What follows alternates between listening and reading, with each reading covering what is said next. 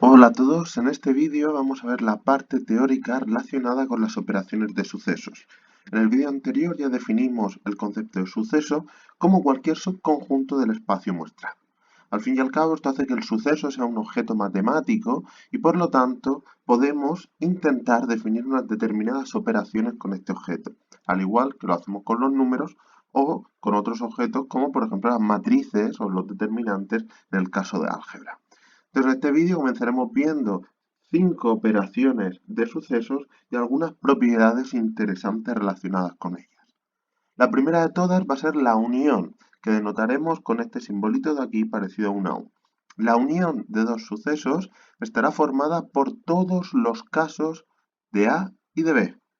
Vamos a representarlo gráficamente a través de diagramas de Venn para visualizarlo mejor y luego veremos un caso concreto. En el caso de la representación gráfica, si este cuadrado denota el espacio muestral, nosotros tenemos dos sucesos A y B dentro de nuestro espacio. Y por lo tanto la unión, como es considerarlo todo, pues es rayar todos los sucesos. Si vamos a este ejemplo concreto, donde nuestro espacio muestral son todos los números del 1 al 10, y consideramos los sucesos A y B, donde A son los números del 1 al 5 y B son los números pares. Considerar la unión es considerar todos los elementos de A y B, por lo tanto serán los números del 1 al 5, más el 6, el 8 y el 10. La siguiente operación es la intersección, que denotaremos con este símbolo, daros cuenta que es el de la unión pero invertido, y se trata de todos los casos comunes a A y B. En la representación gráfica, como es lo común, pues será la porción que pertenezca a los dos sucesos simultáneamente, y a la hora de ver un caso concreto, recuperamos el ejemplo anterior, es buscar los elementos que hay en común.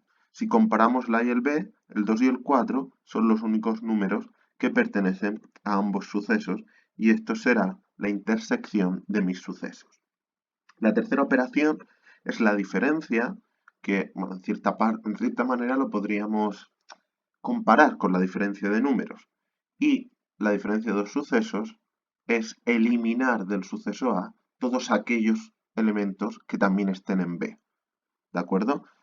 Gráficamente hemos representado las dos diferencias posibles, es decir, la A menos B y la B menos A. Si os dais cuenta, al suceso A le hemos quitado aquella parte que está en B y aquí que representamos B menos A B le quitamos la parte que está en A.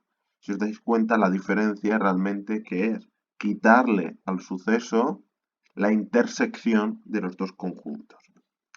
Si recuperamos el ejemplo anterior, vamos a ver las dos diferencias posibles, A menos B y B menos A.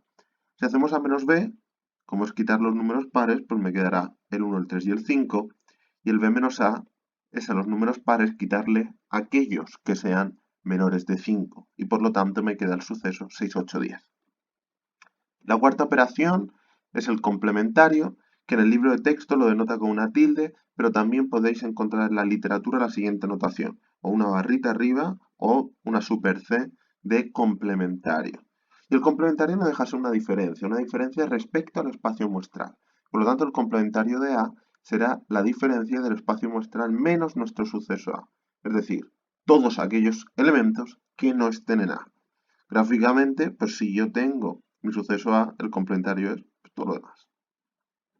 En el ejemplo que estamos trabajando, vamos a calcular explícitamente el complementario tanto de A como de B. Como el suceso A son los números del 1 al 5, el complementario serán los números del 6 al 10. Y como el suceso B eran los números pares, el complementario serán los impares. Por último, vamos a ver la idea de sucesos incompatibles. Diremos que dos sucesos A y B son incompatibles cuando no tienen ningún elemento en común, es decir, cuando su intersección es vacía. Os recuerdo que vimos que el vacío se denotaba con este simbolito y por lo tanto dos sucesos incompatibles no van a poder suceder simultáneamente, no se van a poder verificar a la vez.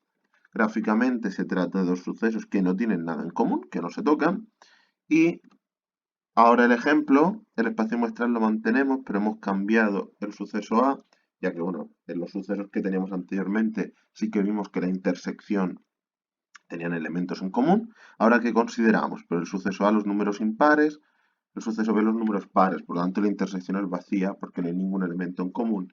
y por eso se dice que son incompatibles. Si no fueran incompatibles, pues diríamos que los sucesos son compatibles. Una vez establecidas las principales operaciones, vamos a ver unas propiedades interesantes al respecto. El primero, destacar el caso en el que uno de los sucesos está incluido en otro, está contenido. Este simbolito de aquí significa está contenido. Es decir, todos los elementos de A son también elementos de B.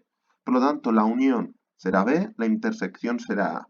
Es decir, la unión será el suceso que contiene y la intersección será el suceso que está contenido.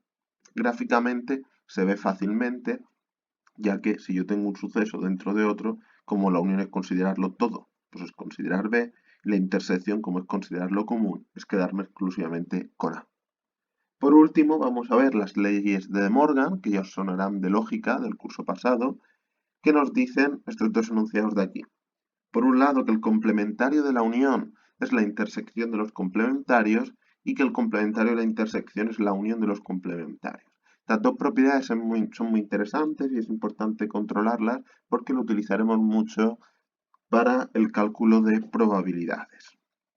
De esta forma ya hemos visto la parte teórica de las operaciones con sucesos y os invito a ver el siguiente vídeo donde resolvemos algunos ejemplos y ejercicios para aplicar de forma práctica todo lo visto en este vídeo. Hasta luego.